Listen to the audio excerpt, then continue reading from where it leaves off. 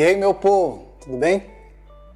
Então, a gente está aqui gravando esses vídeos para a Fábrica de Homens, então a gente traz conteúdos para que os homens desempenhem o chamado que Deus tem para eles.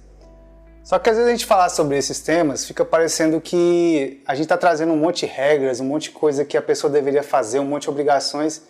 Isso não é bom porque o Evangelho, que é o que a gente tem que apresentar como o foco principal, ele é uma boa notícia, ele não se trata de muitas regras que a gente deve seguir e cumprir. Então hoje eu queria te trazer uma boa notícia. E uma vez eu comecei a me questionar com Deus, acerca disso, e perguntei, poxa Deus, mas e aí, cara, será que não é só regras, está parecendo que a gente está levando um monte de coisa para as pessoas fazerem? E me veio uma palavra que eu queria compartilhar com você hoje, está no livro de Atos. Você lembra de Paulo e Silas? Então eram dois missionários, que ficam bem conhecidos na Bíblia, e tem um episódio com eles que é muito famoso, talvez você até já ouviu falar, que é o seguinte, eles foram presos por conta do Evangelho, então eles estavam presos naquela situação. E naquela situação eles começaram a cantar hinos de adoração a Deus e começaram a orar também. E aí, o que aconteceu? Um terremoto. Um terremoto aconteceu e abalou aquele lugar. E abalou de tal forma que as portas daquela cadeia se abriram. Ou seja, ficou tudo livre para que os presos pudessem fugir. Obviamente, tinha um carcereiro que cuidava daquela cadeia. E o carcereiro, na situação, ele estava até dormindo. E quando ele acorda, ele vê, caraca, as portas se abriram, os presos fugiram tudo. Então ele se desespera. O que vem à mente dele? Ele pensa em se matar. Ele pensa em tirar a vida dele. Enquanto ele já está indo para fazer aquilo, Paulo e Silas gritam, cara, não faz isso. Nós estamos todos aqui, os presos não fugiram, fique tranquilo.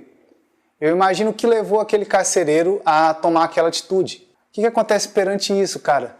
Eu imagino que a decisão que ele quis tomar naquele momento não foi muito sábia. Eu acho que ela foi até egoísta, porque ele não considerou, por exemplo, cara, como ficaria a minha família? Imagine, cara, eles perderiam um pai, eles perderiam uma fonte de sustento, uma fonte de renda. Ele não considerou aquilo naquele momento, ele simplesmente olhou para as circunstâncias, olhou para que poderia haver uma punição para ele, e ele foge daquilo. Mas além disso, cara, com essa atitude que ele estava para tomar, a família não perderia apenas a renda, perderia também um pai, perderia um marido, então seria um prejuízo muito maior. Mas talvez você fale, cara, talvez naquela época eles poderiam estar pensando em uma pena de morte.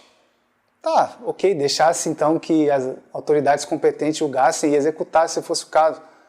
Mas ele toma aquela atitude precipitada, sem olhar a família dele.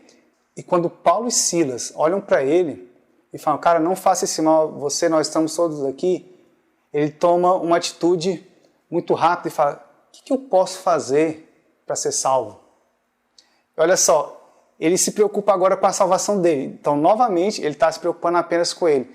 Só que a resposta de Paulo e Silas é, crê no Senhor Jesus e será salvo você e também a sua casa.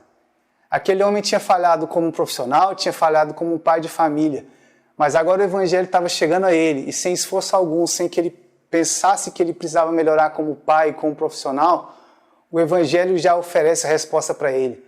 O Evangelho já diz, cara, aceite a Jesus, receba Jesus como Senhor e Salvador da sua vida, e Ele vai cuidar não só de você, mas de toda a sua família. Aquele homem que até então, ao meu ver, não estava nem olhando para a sua própria família, ele agora tem o Evangelho alcançando ele, e esse Evangelho vem com a promessa de alcançar toda a família dele. E se você continuar a ler o livro de Atos, você vai ver que isso aconteceu de verdade. Depois esse carcereiro leva Paulo e Silas para dentro da própria casa dele. E ao chegar na casa dele, Paulo e Silas pregam o Evangelho e toda a família daquele homem é salva. Então aquele homem que até o momento não tinha preocupação alguma com a família, de repente ele consegue cumprir o propósito que Deus tinha para ele como homem, ao simplesmente aceitar o Evangelho de Cristo. Então a boa notícia que eu quero te dar hoje é, creia no Evangelho, creia em Jesus, que Ele vai fazer de você um homem melhor. Mesmo que talvez você não esteja tão preocupado com isso, você não esteja buscando muito isso, você não saiba nem ao certo como ser esse homem melhor, creia em Jesus, que Ele vai transformar você em um homem melhor, que Ele vai alcançar você, sua casa, sua família, seu trabalho, seus amigos, que Ele vai alcançar todos os ambientes que você frequenta. Então creia no Jesus, confie nele, que Ele vai alcançar você, que Ele vai salvar você e vai salvar também a sua família. Que Deus abençoe a sua vida. Espero que essa seja realmente uma palavra de esperança para você. Hoje minha ideia é realmente trazer uma boa notícia e que essa seja uma boa notícia para a sua vida. Creia no Senhor Jesus. crer no Evangelho. Fique com Deus, aquele abraço.